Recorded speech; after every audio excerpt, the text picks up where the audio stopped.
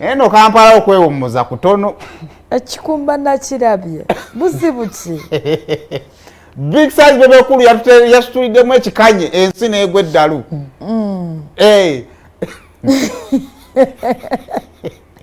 naye Katonda agaba obulamu badde nsaba ompeere bebe kulu obulamu atuuke mu myaka 60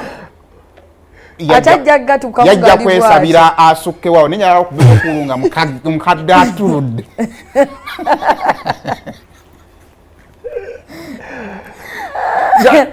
okimanya asokuweza enkaga ng'alinga bw'ali awo yeteekamu yeerabirira nnyo naye njagalagayeko batujjukize bujjukiza nti oyo bebekulu wa nkaaga omanye buzibu tulina ne mukaabya generation yaffe ey'amawulire twagwamu mugwe kati tulinganga bakkiriza nti mukadde abamu bagamba nti nedda si muki kati twagala tufuneyoko ku bebekulu mukaabya akuzeemu naye anti naye wadde akuze ne bakulu banne bakyogera naye nti okimanyi nti emyaka gy'olabidde mukaabya gy'olabidde bebekulu naye nti nga tuvudde ku ekyo ne bakulu banne bakiweewa olwaki bakyogera alala kiweewa ate muto kumukaaga kimuluma nno ekyo muyita omukulu olimba takyagalira ddala nze kuva bwe yagera n'asiba dread eza plasta oyo mutabani wooyo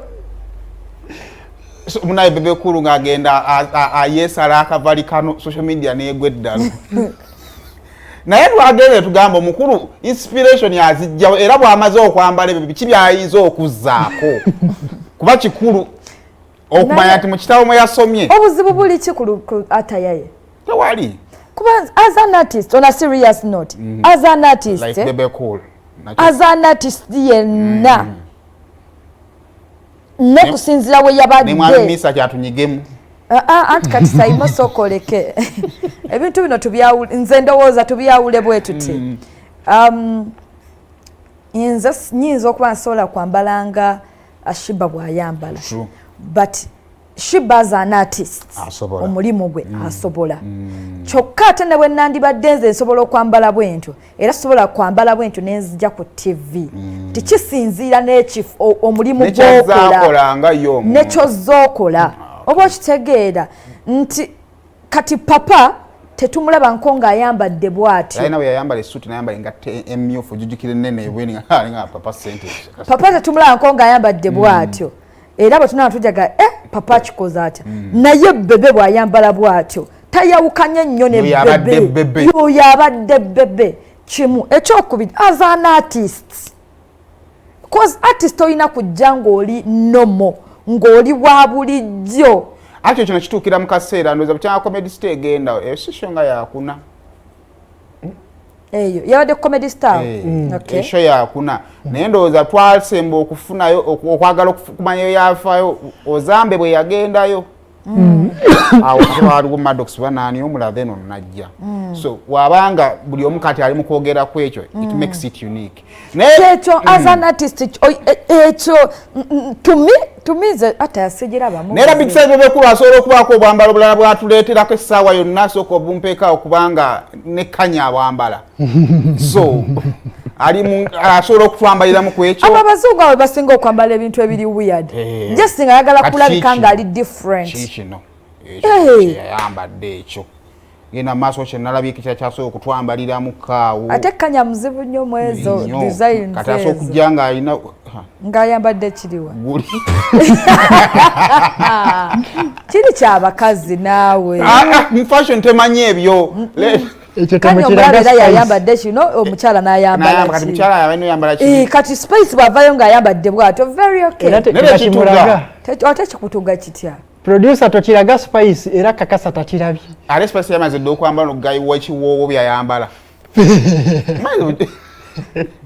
waliwo eyo naye kisinzibwa nnyo eyo nga tuyafikfa maker bebe papa papaki bebekulu tusaba ku kigatta ekyo papa fikfa maker yaba twambalire engatta eyo ezo ngato za fiki. The biggest question is Kasirye. Bino bebekulu byakola kubanga bebekulu ojjamula oboyagala batakola ki? Bino byakola abala tebafaako bife. byakola okulabika nga bwalabika oluusi. Yes, okutukako okumwogerako ne obanga wandigambe nende omusajja kamukole ki kamuleke. Eriyo ba artist ng'ali waka akaaba ng'ekimukaabya kimu, ennyimba ennungi aziina temumwogerako, amawulire amalungi agakoze temumwogerako, amabi agakoze temumwogerako. Kati otyanga artist ng'asobola okwekuuma nga mukyamwogerako ebbanga lyonna mu bulungi ne mu buki ne mu bubi. Ng'oggyeko bali abalala ba Big Firi bali abayimbi basatu, omu yasala n'adda mu byobufuzi, omulala kati ali mu kwogera ku retirement. Bebe tavangayo oko n'agamba nti alitayalinze endongo.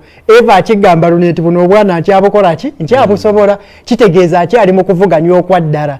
Kati kyonna ekigenda omuteeka ku fronti y'okuba nti akyavuganya agenda kikola.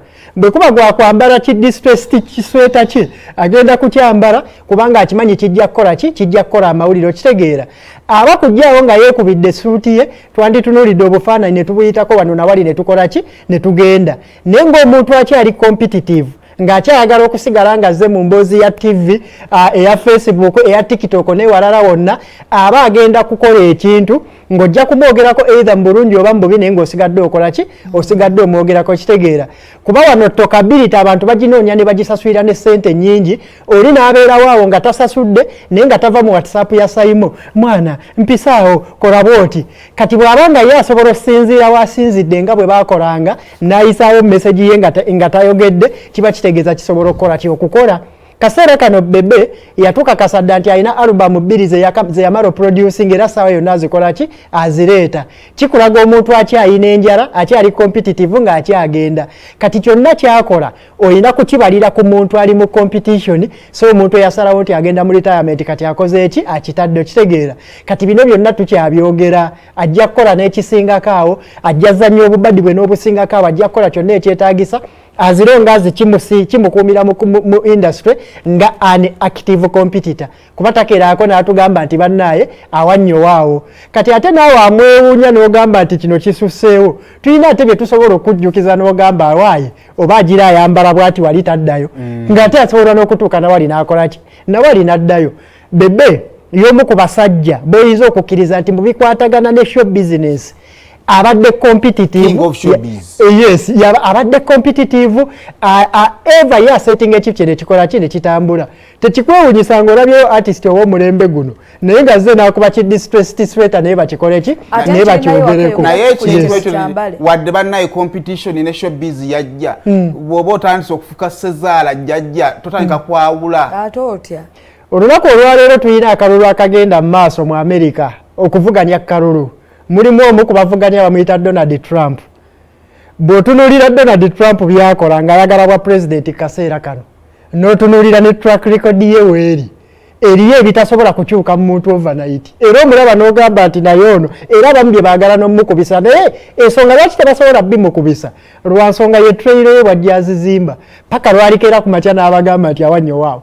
Onzikiriza muntu ijjo service jajjeta kumpa omwana yakoze statement gamba siganye keto yuti na yemi kale kakati awo ekisweta bwe kityo kiri naye waka ndakukuleetera okikube oto nanyumiramu sekyo yabaddeyo ne show ndakika esigaddeyo yabadde ku papas